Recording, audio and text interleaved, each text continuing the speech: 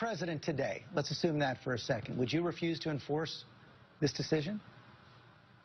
I would say when the Congress provides enabling legislation and the people's representatives vote and it gets to my desk, then we'll consider it. We've seen, though, something that is, I find very interesting. When the president lit up the White House the other night with rainbow colors, I guess that's his prerogative. If I become president, I just want to remind people that please don't, if I were to put a nativity scene out during Christmas. All right, joining us now, Bill Donohue, president of the Catholic League, Newsmax Contributor, author of The Catholic Advantage. Great to see you. Thank you, Steve. Wow, where to start? All right, I guess, well, what do you think of the Rainbow White House, by the way? Well, it's interesting in terms of what Mike Huckabee said. I'm going back to the first year Obama got in there. They had Mao Zedong up there, the mass murderer. Yeah, 77 million people he killed. And they had some drag queen people. So it fits in very nicely. All right. I think the important question going forward here now is the protection of a tax-exempt status for the church and religious institutions. Are you afraid that that is going to fall or come under attack as well? That's the big prize. They don't really care about marriage equality. What they want is to force the churches, the mosques, the synagogues, all the churches to fall in line and do exactly what they want us to do. Mark Oppenheimer, who's a writer for the New York Times at time.com, came out yesterday and said that's what we need to do. The others will do it too. They're going to pressure the IRS to do their bidding. The Democrats, led by Hillary, they're going to be careful about this issue because it's the third rail.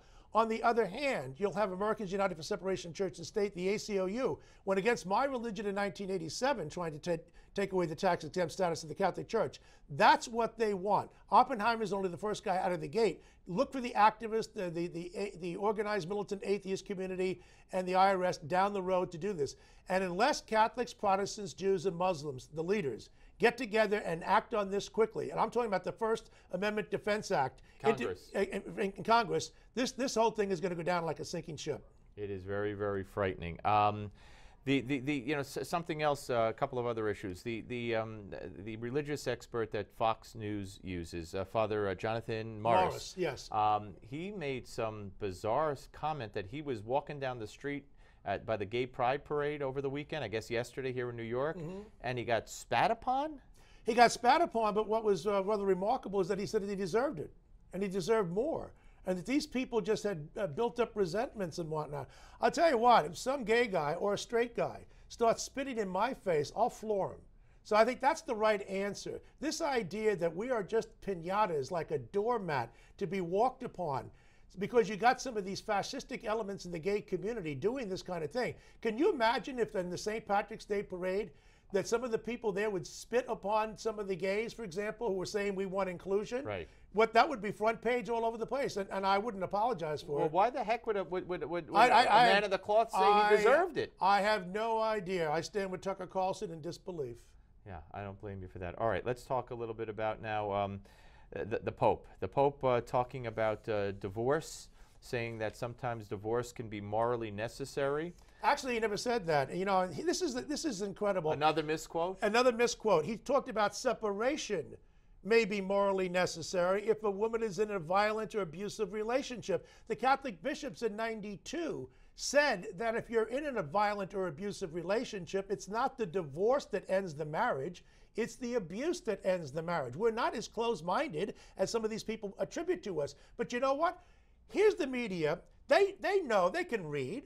The clear language was separation, not divorce. They throw that out there, and then the other single file decide to echo, like a big echo chamber, what the first guy says on this, because that's what they want the Pope to say. Well, here's what it says. Actually, here's the New York Post story. Yeah. The headline is Pope Francis, divorce could be morally necessary. And then the quote is, there are cases in which separation is inevitable. Right. It just undermines it. Huffington Post, Fox News, a lot of them got this thing wrong.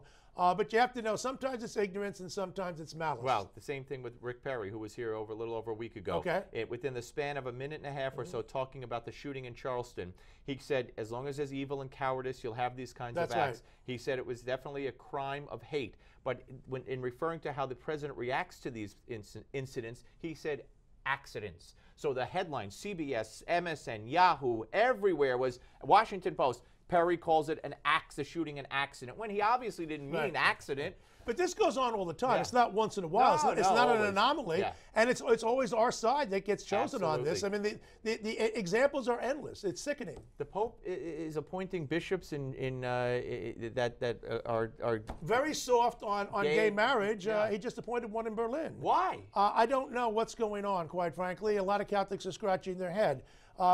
We either hold to our traditional teachings or we become Protestantized, and I certainly don't want the latter. Okay, we've talked over and over and over. We celebrated, the Pope's the picking of this Pope, Right. and how different he was, and how unique he was, and what an opportunity this was. And over the months and months and months, we've seen statement after statement, and policy after policy, and action after action, where it was unique at first with the riding in the car, and then and then shunning the hotel, carrying his own bags, to these statements that are at best ambiguous, and at worst face value. You just said left-wing, gay marriage supporting bishops.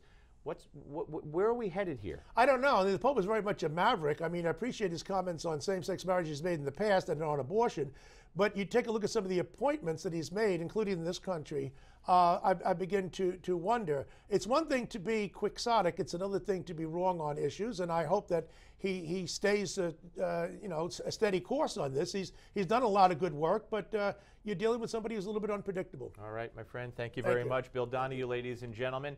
And by the way, folks, the Malzberg panel is next. But first, Newsmax wants to send one lucky couple on a 7-day Silver Sea cruise to the Caribbean. To enter, you have to go to newsmax.com/sweepstakes and sign up. Newsmax.com/sweepstakes.